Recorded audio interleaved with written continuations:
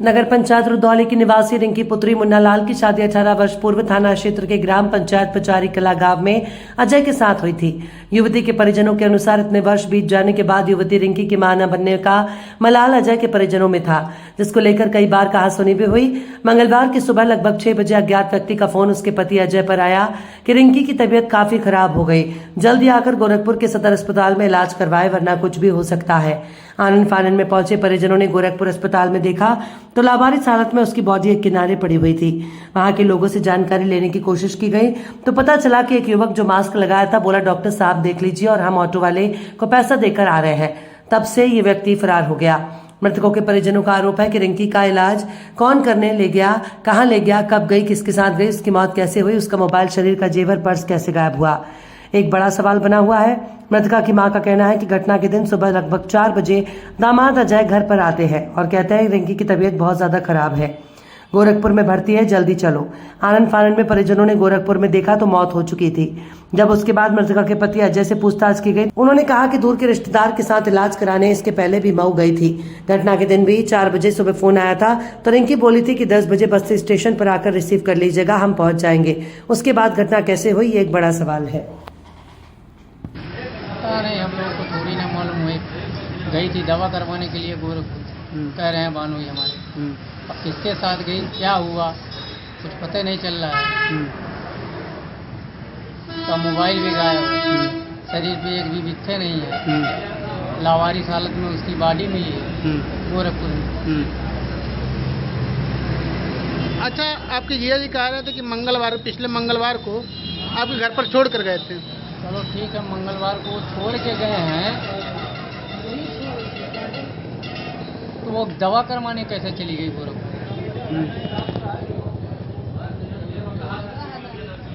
मतलब वो दवा करवाने किसके साथ गई? किसके साथ गई जी। तो जिस दिन घटना घटी है अब वो कैसे जानकारी हुई? उसके फोन से फोन आया। उसके बाद फिर मेरे बहनोई है, वो बोले कि चलो जल्दी चलो, उसको दिक्कत है ज़्यादा गोरखपुर में, उसका दांत ऊपर बैठ गया, बेहोश की हालत में है।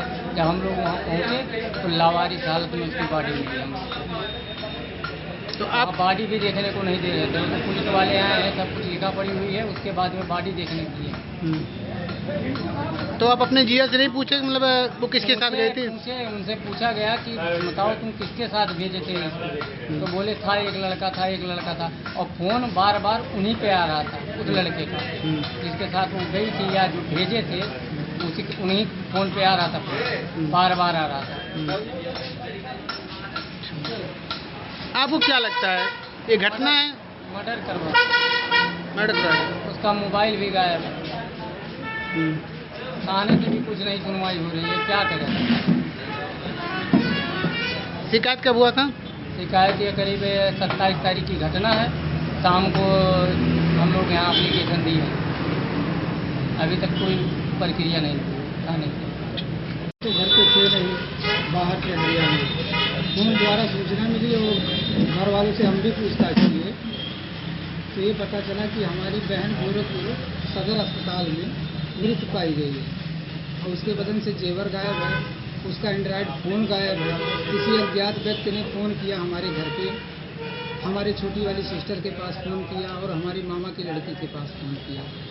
तो उससे सवाल भी लोग किए कि आप कौन हैं, और मेरी लड़की के फ़ोन से फ़ोन आ रहा है। तो उसने ज़्यादा साफ जवाब दिया ही नहीं, बोला रिंकी जानती है।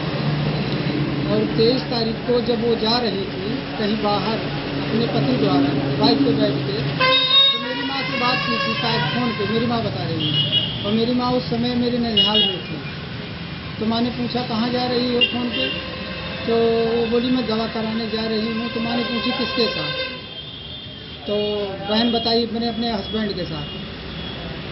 बोली कहाँ जा रहे हो, तो बहन बोली कि मौसी के घर। हमारे पास मौसी नहीं है, उनकी मौसी हैं, उन्हीं के घर वो जाती थी। और सबसे बड़ी बात, आज भी उसका फ़ोन मिसिंग है, फ़ोन का पता नहीं है। और आज तक हम लोगों की जानकारी में गोरखपुर तो हम जानते ही नहीं, किसी डॉक्टर से उसका इलाज चल रहा था। गोरखपुर किसी डॉक्टर से इलाज चल रहा था। अगर इलाज चल रहा था उसके बॉडी के पास ना किसी डॉक्टर का फाइल मिला, ना पर्चा मिला। अच्छा, आपको क्या लगता है आपकी बहन के साथ घटना हुआ है या मतलब स्वाभाविक मौत हुई है? हमें तो लग रहा है ये साजिश है, इसकी जांच होनी चाहिए।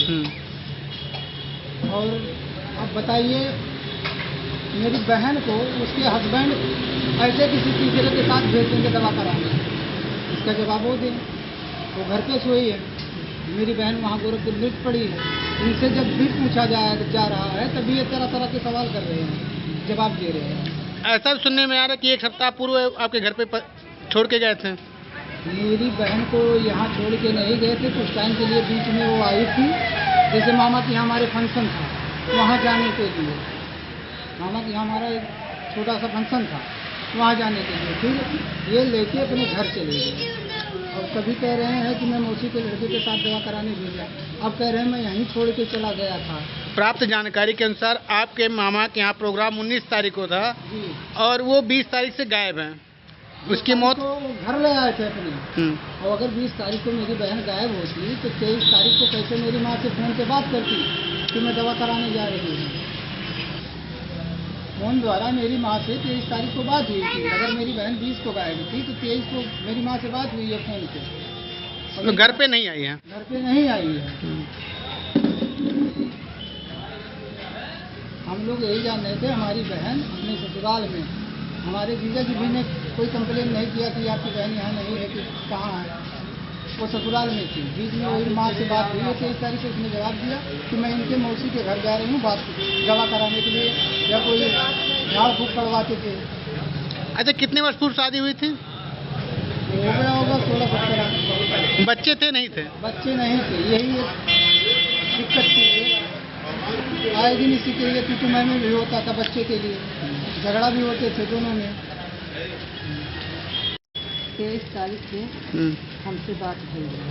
हाँ, 23 के बाद हुआ था, हम नैहर में रहे अपने, हमसे बात करी सर कि हम जाते हैं, हम कहाँ जाते, बात अपने मौसी के यहाँ जाते दवाई जहाँ देखाने जाएगा वो जाते, हमसे अकेला ही बात पिनाई ले जाते हैं। कौन छोड़ने गया था? हमसे आदमी है। अच्छा। बाकी हमारे साथ में है, हम सोचे अकेले ही तो लग जाते हैं, काटी लेकर जाते हैं छोड़ा मौसी के यहाँ। हाँ। एक चीज़ और सामने आ रही है कि मंगलवार को, पिछले मंगलवार को लड़की के पति जो है घर के बाहर छोड़े थे। क्या लड़की घर पे थी या नहीं थी? नहीं थी। फिर एक हफ्ता कहाँ थे? हमारे घर पे नहीं। आपने कभी जानकारी लेने की कोशिश की कहाँ थी लड़की आपकी? नहीं, हमें नहीं पता था। हमसे 23 की बात हुआ जी। हाँ, उससे पहले हमसे उसकी बात बीच में नहीं, 23 से हमसे सारी बात की। अच्छा, आपको ये जानकारी है लड़की आपकी कहाँ इलाज करवा रही थी? ये तो नहीं हम बता रहे हैं। हाँ, सफाई करावत रही पर मौसी बस्ती के पास आवास पे था, वही जात रही देखा। हाँ, तो 3 दिन 4 दिन जब जाए तो ये छोड़ के चला मैं, वही रहा है, फिर जाएंगे। अच्छा, घटना के दिन लड़की के पति कहाँ थे? घटना के दिन में अपने घरे रहे। हाँ। तो घटना कैसे, कुछ जानकारी है आपको? कुछ नहीं जानकारी है भैया। तो फिर फोन आया है, फिर लड़का फोन करा, फिर इनके साथ में है आशीष नाम है हमारा, और गोरखपुर हॉस्पिटल में लेकर हम एडमिट करे जाते और दाँत वोत बैठ गया बा, बोलत ना है। 5 बजे सुबह हमारे हमको फोटो कहते हैं कि 4 बजे हमसे किसी से बात हुआ, तो कही है कि हम बैठे हैं और तुम 10 बजे बस्ती आओगे। हाँ। अच्छा, आपको क्या लगता है इस पूरे घटना में, क्या लगता है आपको? हमारे घटना में लगता है कि हमारे लड़की के साथ उसके बच्चे नहीं रही, किसी के साथ करे हैं, चाहे अपना करे हों चाहे किसी से करवाए। वो लड़का जो फोन करा यहाँ पर सबको उसी ने वो लड़की के मोबाइल से बताया है, खुद वो फोन करा। हमारी लड़की बम्बई है, उसके पास फोन करा, वो अपने जीजा के लगे फोन लगाई कि जीजा दीदी गोरखपुर में एडमिट है, सीरियस जल्दी जाओ पहुँचो। तो कहीं 4 बजे हमसे बात हुआ है रिंकी से, रिंकी ठीक ही है, बिहान 10 बजे हमने बस्ती को लाए ये आई। तो फिर 5 बजे फोन आई कि जल्दी आओ, फिर थोड़े घड़ी फोन आई, हम पूछे कि तुम कौन है? कहा था हम रेंकी के साथ में रही। हम जब उनके मौसी की लड़का उधर ही अपने मौसी की है तो कैसे वहाँ पहुँच गई? उनके पति का मौसी, लड़की का मौसी नहीं है। थाने में शिकायत की गई है? हाँ, थाने पर शिकायत की। अच्छा, मुकदमा पंजीकृत तो नहीं हुआ है? नहीं हुआ। खबर सिर्फ सच की।